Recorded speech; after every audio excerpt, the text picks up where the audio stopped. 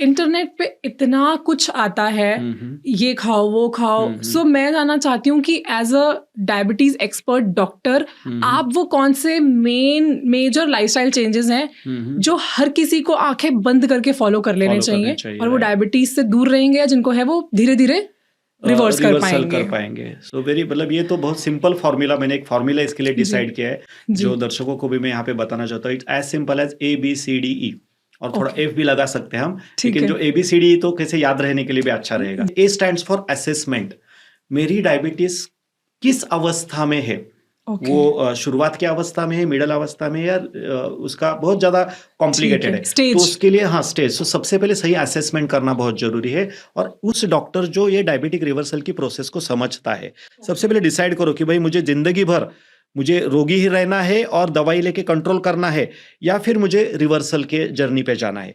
ये जर्नी आपको पहले बहुत अच्छा लगेगा, जो मेडिसिन वाला है, जो ट्रैक है, जो आपको मतलब पहला जर्नी बहुत अच्छा है, कुछ दवाई खाओ कुछ भी खाओ, राइट, लेकिन पूरी जिंदगी भर वो आपको बीमार ही रखेगा। वो स्टेपनी वाला एग्जांपल, स्टेपनी पे गाड़ी चलाओगे तो एक मन में प्रेशर रहता है, अरे बाप रे मेरा और एक टायर पंक्चर हो गया तो तो वो परेशानी आपको जिंदगी भर रहेगी, और आपकी उम्र जैसे जैसे बढ़ेगी दवाइयां बढ़ेंगे, कॉम्प्लिकेशंस बढ़ेंगे, आप रोगी ही रहोगे और मरते वक्त रोगी ही रहोगे। और ये 3 जगह पे डायबिटीज आपको उस टाइम अफेक्ट करेगा, फिजिकल लेवल पे, मेंटल लेवल पे और फाइनेंशियल लेवल पे। एब्सोल्युटली। मतलब फिजिकल लेवल पे अगर डायबिटीज नहीं ठीक हो रहा है तो आपको कोई ना कोई तो कॉम्प्लिकेशन पकड़ेगा। ये हमेशा ही मैं बोलता हूँ, डायबिटीज रिवर्स करने की सबसे अच्छा अवस्था कौन सी है, जब डायबिटीज मुझे कुछ परेशानी नहीं कर रहा है। डायबिटीज ने अगर आपकी जिंदगी पर एक बार कंट्रोल ले लिया, फिर भगवान ही बचाए, फिर कोई भी डॉक्टर उसमें, हम बस क्या कर सकते हैं, तोड़ मरोड़ का थोड़ा बहुत काम कर सकते हैं, ऊपर से मरहम पट्टी लगा सकते हैं, बैंडेज लगा सकते हैं, आपका जख्म अंदर वैसे ही रहेगा। सो पहले असेसमेंट करो। ऐसा हमने देखा है कि जितने जल्दी डायबिटीज डिटेक्ट होने के बाद आप उसका रिवर्सल स्टार्ट करते हो, उनका कंप्लीट होता है। 0 to 8 ईयर्स में अगर आपका डायबिटीज डिटेक्ट होने से 8 साल पहले या फिर पहले 7 साल में अगर आपने रिवर्सल किया तो आपका 100% होगा, 100% हो सकता है। अभी तक जो मैंने जो पेशेंट देखे और जो इंटरनेशनल रिसर्च के भी बेस में ये करूंगा, 8 से 17 साल में है तो आपका प्रोसेस स्लो रहता है, श्योर रहता है, 90% तक आपका डायबिटिक रिवर्सल हो सकता है। थोड़ा वो देखा आयुर्वेदिक टैबलेट रहेगा या फिर 5 मिलीग्राम 10 मिलीग्राम। तो डायबिटिक रिवर्सल का मतलब, बहुत सारे लोगों का क्या गलतफहमी है कि दवाई बंद होना मतलब ही डायबिटिक रिवर्सल, या फिर मेरी मेरी शुगर पूरी तरह से 0 हो गया, नील हो गई, मतलब HbA1c इतना। तो ये एक पैरामीटर में, बहुत सारे पैरामीटर में से एक दूसरा पैरामीटर है। डायबिटिक रिवर्सल मतलब क्या, जो नेचुरल प्रोग्रेशन है डायबिटीज का, उसको मुझे हाल्ट करना है।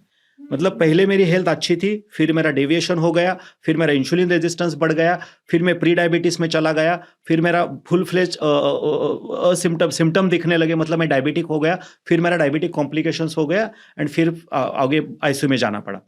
सो ये नेचुरल प्रोग्रेशन को हाल्ट करना, जैसी जैसी मेरी जिंदगी बढ़ती है वैसे वैसे मेरी दवाइयों के डोसेस कम होने चाहिए, या फिर एटलीस्ट बढ़ने भी नहीं चाहिए, ये भी रिवर्सल है। मेरे मेडिसिन का डोज कम होना चाहिए। बहुत सारे लोग क्या कैलकुलेट क्या करते थे, मेरा पहले 3 दवाई थी, अभी मेरा आधा दवा है, 1 दवा है। It's not like that. शुरुआत में डायबिटीज कंट्रोल करने के लिए मुझे 2000 मिलीग्राम की दवा थी, राइट। सो सुबह मुझे 1000 मिलीग्राम की लेनी पड़ रही है, और मे बी 9 मंथ्स, 1 साल के बाद भी आपको 2 दवा रहेगी, लेकिन सुबह 2 मिलीग्राम की है, शाम को 2 मिलीग्राम की है। सो आपका 2000 मिलीग्राम से आप कहां तक आ गए, 4 मिलीग्राम तक, विच इज अ प्रोग्रेस। हाँ, तो 98% है। तो डोज आपका कम होना चाहिए, आपकी जिंदगी में ग्लो अच्छा, आपका चेहरा भी अच्छा दिखना चाहिए, आप 5 साल यंग दिखने चाहिए। सो ये रिवर्सल है, डायबिटीज का नेचुरल प्रोग्रेशन को हाल्ट करना, ये मेरे लिए रिवर्सल है। जो बी आता है, बी पे आता है, that is called as a detox या फिर body detox. Then we have to focus on our physical health. Right, मेरी बॉडी कितनी कैपेबल है, मेरे बॉडी में कितना एसिड मैंने भरा हुआ है, कितना मेरा फैट बढ़ा हुआ है, और उसको कम करने के लिए कौन कौन से नेचुरल तरीके में इस्तेमाल कर सकता हूं। और ये हो गया बॉडी की बात। और दूसरा डिटॉक्स में आता है माइंड का भी डिटॉक्स। मन में क्या क्या निगेटिविटी आई है, मन में क्या क्या निगेटिव मेरा चल रहा है, दूसरों के बारे में, खुद के बारे में, तो उसके डिटॉक्स के बारे में। तो मेरे लिए तो डिटॉक्स इंटीग्रल पार्ट है। डिटॉक्स के बिना डायबिटीज रिवर्सल नहीं हो सकता। मेरा तो ये कहना है कि कोई भी बीमारी अगर आपको ठीक करनी है ना, तो डिटॉक्स, ये कैसे डिटॉक्स, मैं हमेशा ये एग्जांपल देता हूँ, ये जो डायबिटीज का पेशेंट होता है उसमें शुगर ज्यादा है, मतलब क्या, उसके शरीर के बाहर भी और अंदर भी चिकनापन बहुत ज्यादा बढ़ा हुआ है। जितना मेरा खाने का बर्तन पुराना है, मैं पुराने बर्तन की एग्जांपल देता हूँ, उसको साफ करने के लिए अगर मैंने अभी कुकिंग किया, उसको साफ किया तो इमीडिएटली साफ होगा। इमीडिएटली हो जाएगा। अगर मैंने 4-5 दिन रखा तो उसको साफ करने के लिए और ज्यादा लगे, और मैंने सोचो महीने 2 महीने के लिए वैसे ही रखा है, तो फिर शायद वो उसके पूरी तरह निकालना भी डिफिकल्ट हो जाएगा, रस्टिंग ज्यादा होगा उसमें। तो जितना आपका बर्तन पुराना है उतना डिटॉक्स आपको ज्यादा करना पड़ेगा। डिटॉक्स जो होता है वो हमारे लिए, जो कन्वेंशनल मेडिसिन में तो, एलोपैथी में तो उसके डिटॉक्स में ज्यादा जिक्र किया ही नहीं है। ज्यादा से ज्यादा इसबगोल दिया जाता है, या फिर वो कुछ पेट साफ होने वाली कुछ तो त्रिफला वगैरह दवा लोग अपने मन से लेते हैं और उनकी आदत लग जाती है, तो उनको लगता है कि बस मेरा पेट साफ हो गया। मतलब ऐसा नहीं है। डायबिटिक पेशेंट्स में जो आउटलेट्स है, मतलब हमें भगवान ने खाने के लिए एक मुंह दिया है, लेकिन आउटलेट्स आप देखोगे तो बहुत सारे आउटलेट्स है। हमारे घर में भी देखते हो तो पानी के 2-3 जगह से ही पानी अच्छा आता है, एक ही पाइप होता है, लेकिन ड्रेनेज की सिस्टम बहुत अलग अलग तरीके के होते हैं। सोचो आपके घर का टॉयलेट, बेसिन या फिर कुछ भी चीज अगर 1-2 दिन के लिए या फिर 1 हफ्ते के लिए चोक हो गई वहां पे, अगर तो क्या होगा, आप आपके खुद के घर में ही नहीं रह पाओगे। अनफॉर्चुनेटली डायबिटिक पेशेंट्स में एक्सटर्नल जो टॉक्सिन्स निकलने के जो द्वार है जी, और इंटरनल, तो ये भी ब्लॉक हो जाते हैं। आप देखोगे तो टॉयलेट, यूरिन, पसीने के थ्रू, ब्रीदिंग के थ्रू, टीयर्स के थ्रू काफी जगह से मल निकलता है। तो ये जो टॉक्सिन बाहर निकलने वाले या फिर जो आउटलेट्स हमें नेचर ने दिए, वहां पे जाके ये शुगर के पार्टिकल्स बैठ जाते हैं एक्सटर्नली। इंटरनली क्या होता है, जैसे मेरा शुगर बढ़ेगा तो मेरे ब्लड में शुगर बढ़ता है और वो वेसल के अंदर चिपकता है, तो वेसल की जो कॉन्स्ट्रिक्शन और रिलैक्सेशन की प्रॉपर्टी कम हो जाती है। और दूसरा, जो मेरे छोटे छोटे आर्टरीज है वहां पे भी जाके शुगर के पार्टिकल फंस जाते हैं, तो वहां पे जो, जिसको हम एंड ऑर्गन्स बोलते हैं, जैसे आप देखोगे तो डायबिटिक पेशेंट्स बोलता है हाथ पैर में झिंझिनाहट होने लगी, यहाँ पे मुझे जैसे चींटियां काटती है ऐसे जैसे फीलिंग होती है, आंखों को धुंधला दिखता है, सेक्सुअल वीकनेस का उनको आता है, बहुत सारे लेडीज में बाल गिरते हैं, फिर बाद में उनको कुछ एक्सरसाइज करने के बाद भी थकान लगती है। तो क्या होता है, जितना ऑक्सीजन वहां पे पहुंचना चाहिए, जितना नरिशमेंट वहां पे पहुंचना चाहिए, वो नहीं पहुंच पाता।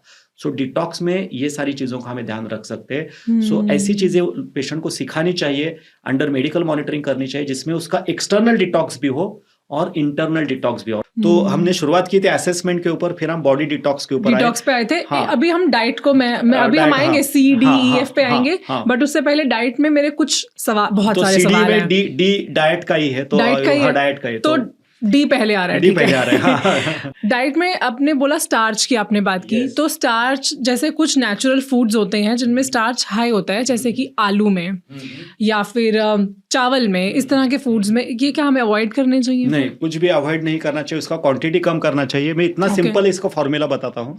जिस चीज में, जो चीज नेचुरल है और जिस चीज में पानी का क्वांटिटी ज्यादा है, मतलब वो अगर मैंने मिक्सर में डाला तो उससे जूस निकलना चाहिए, जूस पीना नहीं हो, निकलना, इमेजिन करना है। तो वो सबसे कम स्टार्च वाला और वो सबसे ऊपर वाली चीज हो गई। मतलब मेरे सामने अगर आलू है, मेरे से अगर टोमेटो है एंड ककड़ी है, तो सबसे ज्यादा किसमें रहेगा?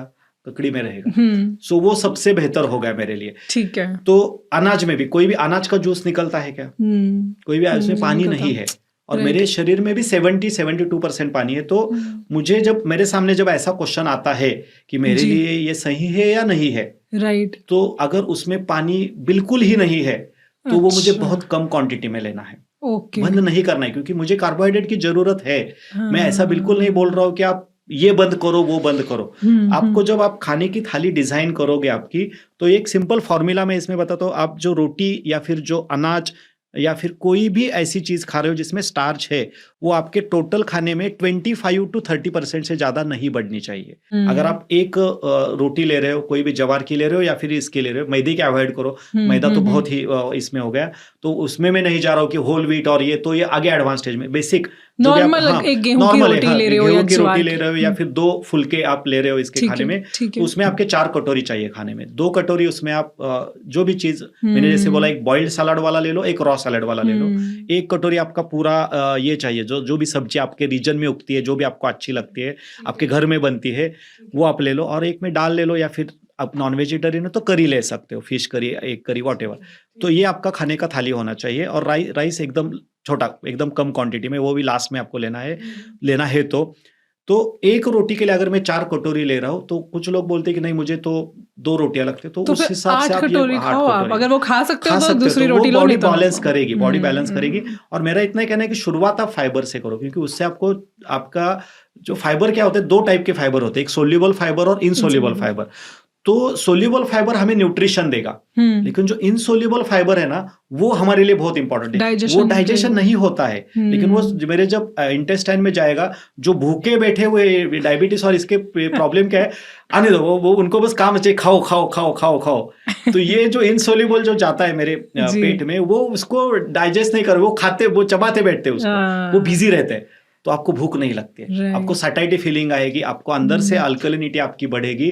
और यही सबसे बड़ा कारण होता है डायबिटिक पेशेंट्स को, और या फिर कोई भी, क्योंकि अंदर से मेरी बॉडी एसिडिक है तो वो ज्यादा डिमांड करेगी, क्योंकि अंदर से आग लगी हुई है। तो ये ना डॉक्टर, मैं अपनी वीडियोस में कई बार बोलती हूँ कि ह्यूमंस को ना, हमें खाने की ड्यूरेशन से भी फर्क पड़ता है। 100% फर्क। अगर मेरा खाना 5 मिनट में खत्म हो गया तो मैं मेंटली सेटिस्फाइड नहीं फील करूंगी कि मैंने खा भी लिया, चाहे मेरा पेट भर गया, मगर I need to spend time with my food, for which I often tell my audience कि आप पहले सैलेड खाओ, उसको धीरे धीरे खाओ, तो कम से कम 20 मिनट का समय दो अपने पूरे मील को फिनिश होने के लिए। 21 मिनट्स का ये टाइम आइडियली वही होता है, क्योंकि आपका लेप्टिन तब से एग्जैक्टली, तो वो आपके माइंड भी सिग्नल पास कर पाएगा कि I am full, you will mentally feel full, you will feel satisfied. So spend time with your meals, और वो पूरे दिन भर आपकी एनर्जी मेंटेन और आपको ज्यादा हल्कापन आएगा, आपका स्पीड बढ़ता है, आपकी एक्यूरेसी बढ़ती है, चिड़चिड़ापन कम होता है, आपको वो जो बोलते हैं ना बहुत सारे गैस हो गया, ये कुछ नहीं होता है।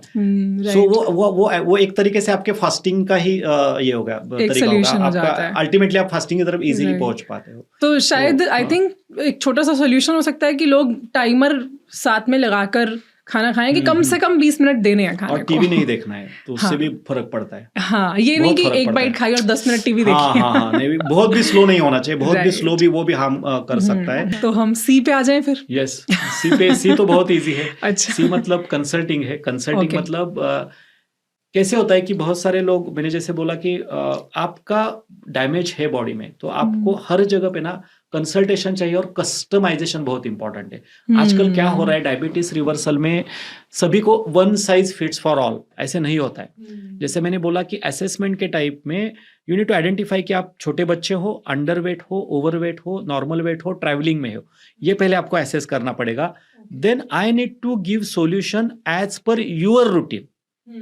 आपका सिम्टोमेटिक असेसमेंट जो मैंने लेबोरेटरी का बताया वो आपको करना पड़ेगा। फिर माइल्ड, मॉडरेट, सीवियर, आपका खाना कैसे चल रहा है। मैं महाराष्ट्रियन हूँ, लाइक मैं पूना मुंबई से हूँ, मेरा खाना नहीं, आपको भी ऐसे करना है। आप 9 दिन करोगे, 10वें दिन नहीं होगा आपसे। इंस्टेड ऑफ दैट मैंने आपसे समझ लिया, मेरे डाइट एक्सपर्ट ने आपसे पूरी इन्फॉर्मेशन ले ली कि चलो आपका ब्रेकफास्ट में क्या है, अच्छा ही है, आपको क्या अच्छा लगता है, क्या पसंद है, क्या नहीं, ये पहले मैंने पूरा लिया। उसका एनालिसिस लेके मैंने थोड़े थोड़े बदलाव आपके खाने में ही बताए, जो आपको इजीली अवेलेबल है, आपके घर में बनते हैं, तो आपकी कंसिस्टेंसी मेंटेन होगी। देखो कैसा है, 2 ऑप्शन है भाई तेरे पास, do it alone and do it, let's do it together. Do it alone करेगा, एक अकेले करेगा, तुझे पता ही नहीं कि तू सही डायरेक्शन पे जा रहा है या कहीं भटक रहा है। अगर तू भटक गया तो फिर तुझे रास्ते पे आने के लिए कौन मदद करेगा, तो यू आर स्टक। दूसरा है, आपने अभी तक तो काफी सारे ट्रायल और एरर किए, और आपकी इसी वजह से आपकी अवस्था यही है। ट्रायल एंड एरर करोगे, आपका टाइम जाएगा, आपका एनर्जी जाएगा, पैसे तो आपको वैसे ही देने हैं। पैसे तो आप कमा सकते हो, आपने जो आपका टाइम गवाया, जो एनर्जी गवाई, वो कहाँ पे आपसे नहीं मिलेगी।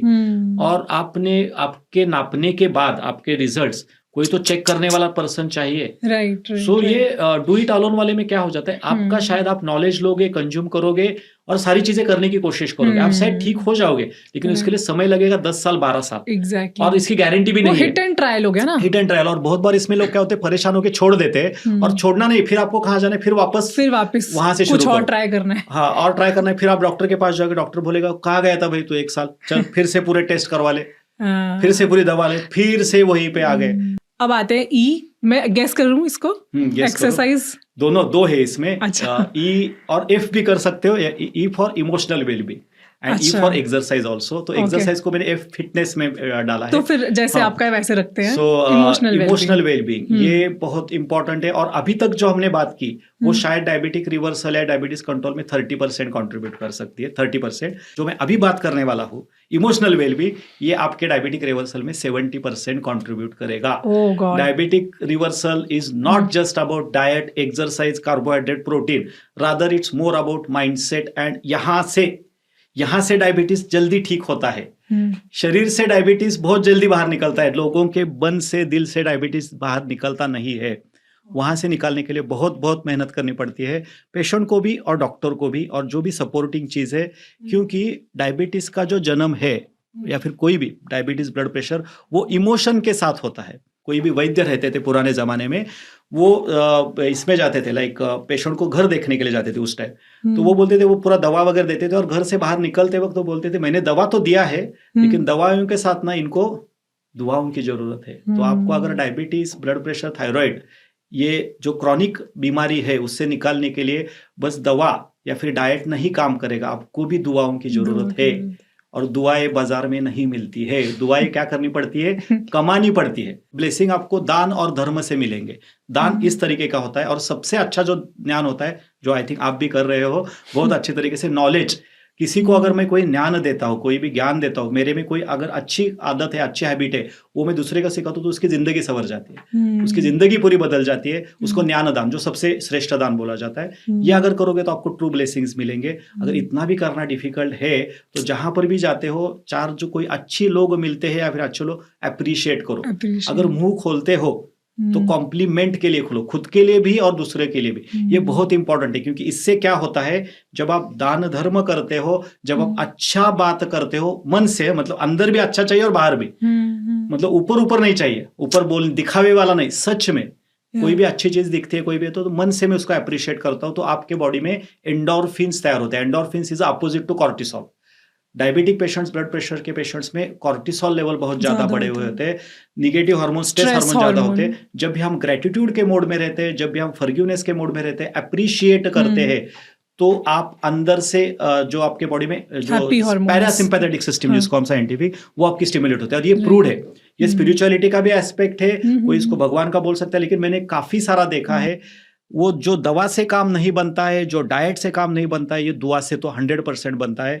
रेसिडेंशियल इवेंट में जब आते हैं हम उनको बोलते हैं TID ग्रेटिट्यूड। TID मतलब ग्रेटिट्यूड का डोज बोलता हूँ मैं। अच्छा। Gratitude TID 3 times daily.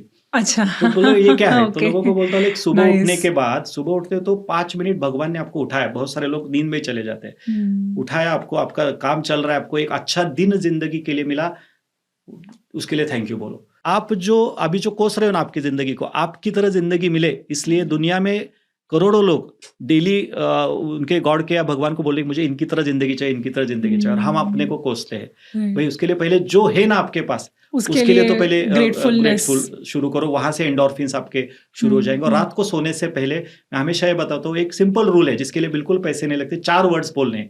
Thank you, मुझे एक अच्छी जिंदगी मिली, आज गलती से किसी का साथ मेरी कुछ हो गया, सॉरी बोल सकते हो, प्लीज फॉरगिव मी।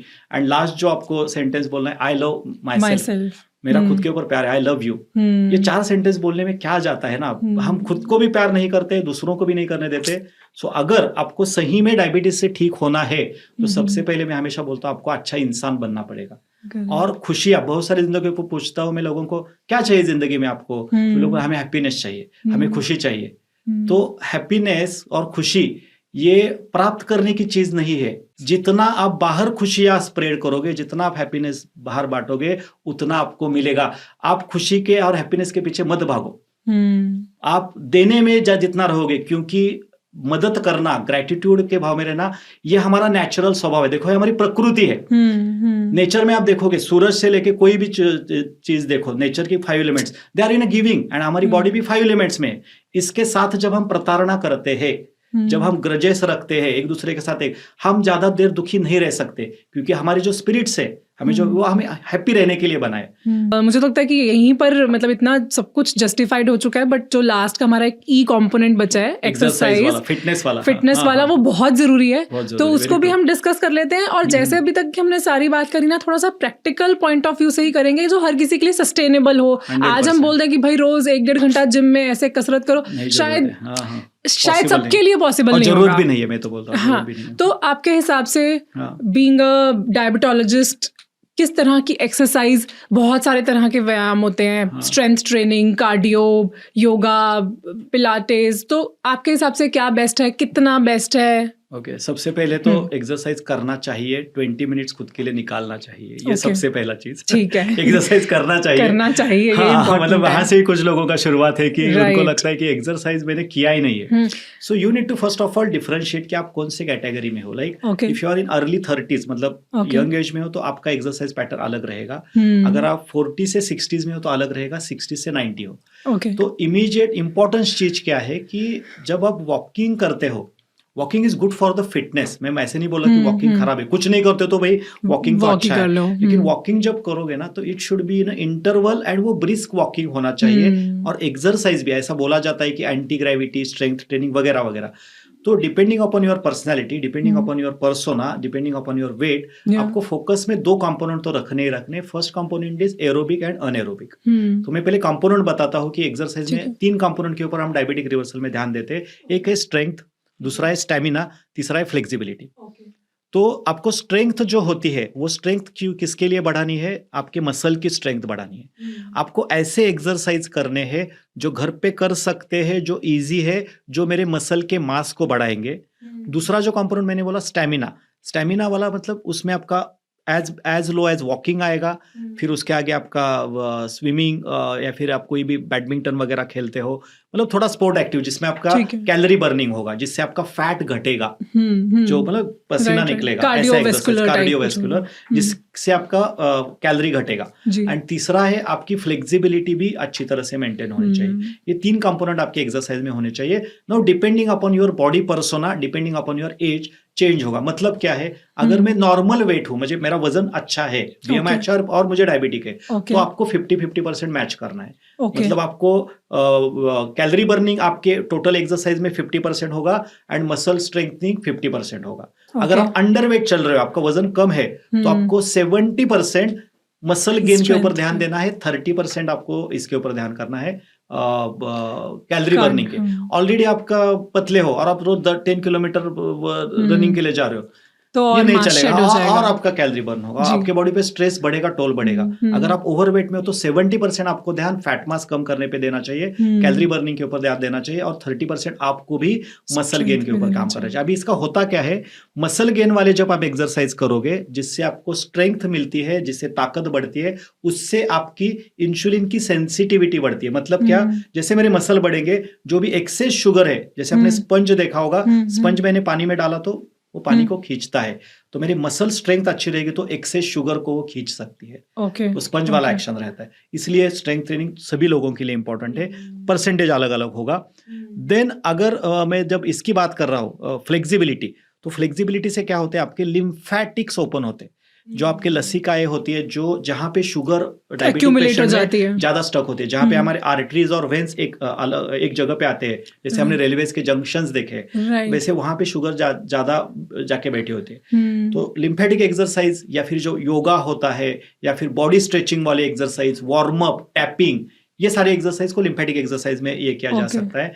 उस एक्सरसाइज से हमारी फ्लेक्सिबिलिटी बढ़ेगी, लिम्फेटिक्स ओपन होंगे, सर्कुलेशन में जो शुगर स्टक हुआ था वो बाहर आएगा और शुगर कंट्रोल बेहतर होगा, और फैट मास जैसे ही कम होगा, मेरा इंसुलिन का प्रतिरोध कम होगा।